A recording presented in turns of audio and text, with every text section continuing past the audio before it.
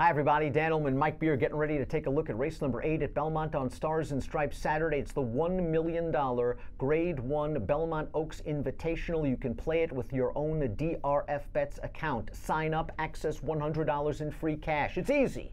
Learn more at drf.com/bet. Let's take a look at this big full field of 3-year-old fillies getting set to go 1.25 miles on the inner turf. And let's talk about the local prep race for the Belmont Oaks, the Grade 3 Wonder again on June the 7th. It was kind of a weirdly run race, won by the number 7 La Signare, who was just allowed to walk on an easy lead with the one significant form perfectly content to allow La Signare to go out there. Do you think Arad Ortiz was way overconfident on significant form?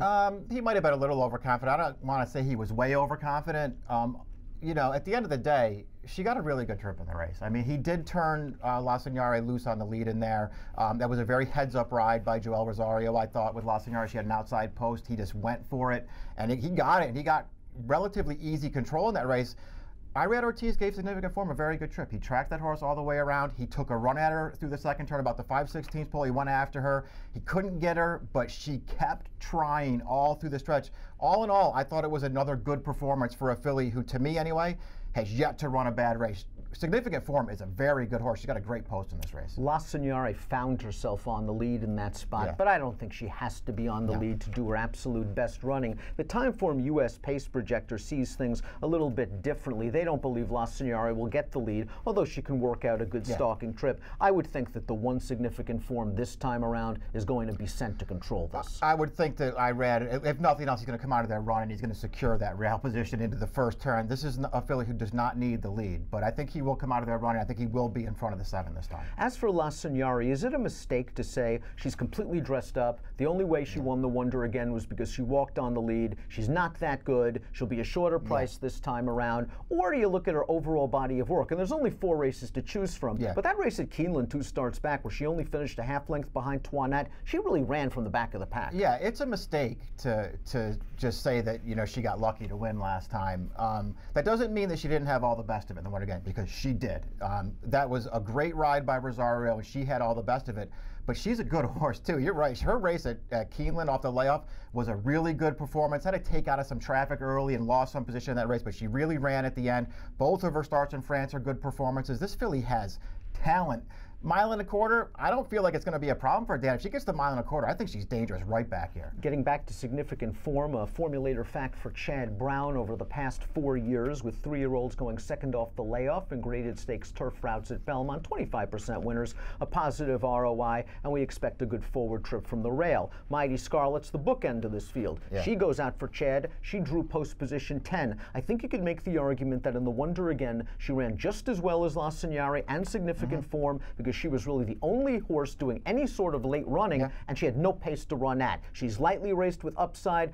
Is she good enough to win this? Yeah, I don't know if she is, but I will agree with your take on the Wonder game. She ran really well in that race, considering the dynamics, and you're right, she got right there. I mean, she missed the neck for a second to significant form there, who had a much easier trip than she did. Although, Jose Ortiz, he deserves some credit in that race, because from the back of the pack, this horse lost no ground. He never went around wide. He gave her every chance to make the run that she did, but she made a run at the end. She's got a win at 1 mile and 3/16, 2 starts back, so I think distance is okay for her. If she gets a trip from post 10, I think she's dangerous, and she's going to be a much better price than significant form, it feels like. Toinette, the number 5, is a perfect 3 for 3 on the turf for trainer Neil Drysdale. Now, this filly got a nice setup last time out in the Grade 3 Edgewood. Rushing Foal, the big favorite, might have moved early in that race. The pace really quickened in the middle portion and turning into the stretch. And Toinette, though, to her credit, came to the outside and ran them down late. And I don't really think she is a horse that needs a lot of pace. She proved that 2 starts back with a close to the pace trip at Keeneland. Yeah, she beat La Signare that day, who was trying to close her down late. So I think you're right. There are different ways that she can do it. And it's, you know, she's very similar to La Signare off that last race, where I think people might just look at her and say, well, she won the Grade 3, but she really took advantage of a contested pace in front of her. And I think that stuff is true. But it doesn't mean she's not a good horse. She's run well. She even ran well in her career debut, sprinting on the dirt. This filly can run. If she gets a trip in this race, I'm a little more worried about her with the 10 furlongs than maybe some of the other horses in here. But if she can get it, I think she's a dangerous horse as well. This is a great race. Capla Temptress is another horse that could very easily win. For international connections, this horse won the Grade 1 at Talman, her North American debut last year, beating 3 next out winners, including Wonder Godot, who won the Queen's Plate last week. She ran, I thought, pretty well off the layoff in the French 1000 last time out. She was a big price. She was only beaten a half length.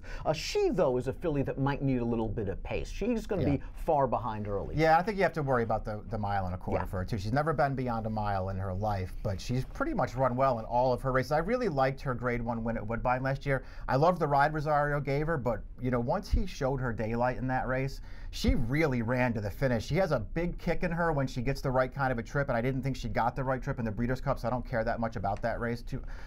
Her race off the layoff was pretty good, though.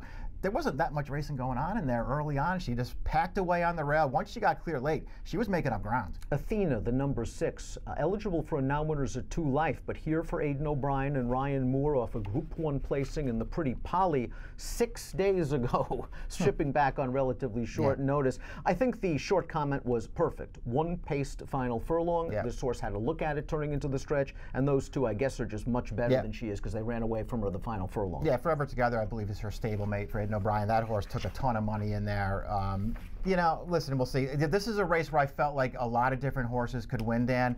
This isn't a horse that I'm interested in. And she'll take money. Aidan, I think she'll take a little bit of money. Aidan O'Brien, Ryan Moore. She's run a lot. She'll get the distance. You don't have to worry about distance for her. But when I watch her races, I'm just not that impressed with her. French-bred Chipolata, the number 2, now under the capable control of Christophe Clement. This is a filly who's run some nice races in France, but just against less than stellar competition. And this is a really tough spot to make the stateside debut, even with laces. I agree with all that stuff. I mean, Clement, you know, he has a good record with these imports, and he can do a good job with a horse like her, and she'll get the distance as well, but she's a maiden on the grass, and she hasn't been facing the kind of competition some of the others have. Let's talk about the California imports, beginning with the number 3 Paved, who I think is very dangerous, legged up with 4 consecutive 9-furlong races. Boy, she should be fit and ready to go a mile and a quarter. She's won against the boys on synthetic. Last time out in the honeymoon, she did it from off the pace. Maybe she doesn't have the fast numbers as a horse like Significant Form, but something tells me they're in there somewhere, and she can be close to the pace as we saw on the pace projector. I like her versatility as far as the running style goes, and I do think she'll get the distance. The question is, at least the question I have is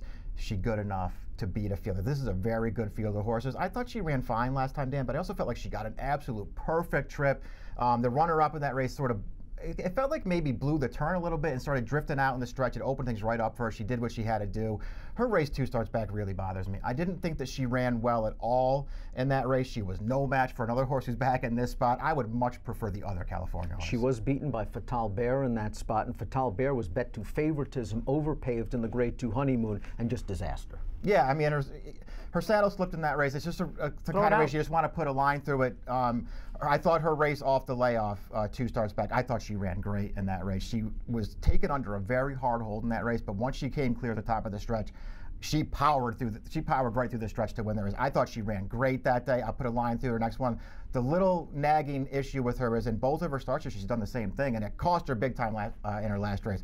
She pulls really hard early. She can't do that. She has to settle if she's going to get 10 furlongs against these horses, but if she settles, she has some ability. This horse can run. The problem is she did that in the Breeders' Cup Juvenile Fillies Turf, where I thought she ran great, and I might trip note that I have in Formulator, slightly awkward start, checked from mid-pack first furlong, pulled 4 wide, 6 wide, far turn, and then the Jimmy Durante, she was sitting in a good spot, and she just pulled herself way to the front and cost herself. At a mile and a quarter, it's something to worry about. She has to settle. The Way I Am is stretching out for the first time, but she has a strong kick. I was a little bit disappointed that she lost the Penn Oaks last time out, and that's no slight on Get Stormy, who is in very, very good form right now and had a much better trip, I guess, than The Way I Am, but The Way I Am had dead aim in the lane and couldn't get there. I agree with that. I was a little disappointed. She, you know, just one of those fillies, though. She just keeps showing up and running the best she can possibly run. Now she's got to stretch out to a mile and a quarter.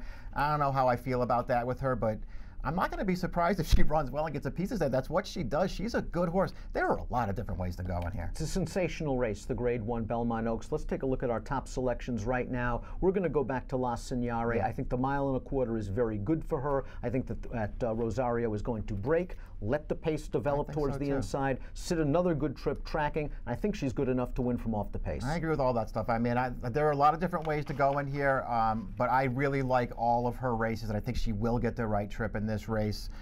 You know, and I'm just hoping that she's at a halfway decent price in here.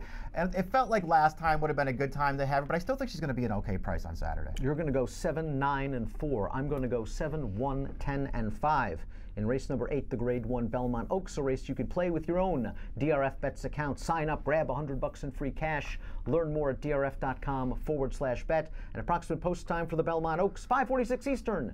Good luck.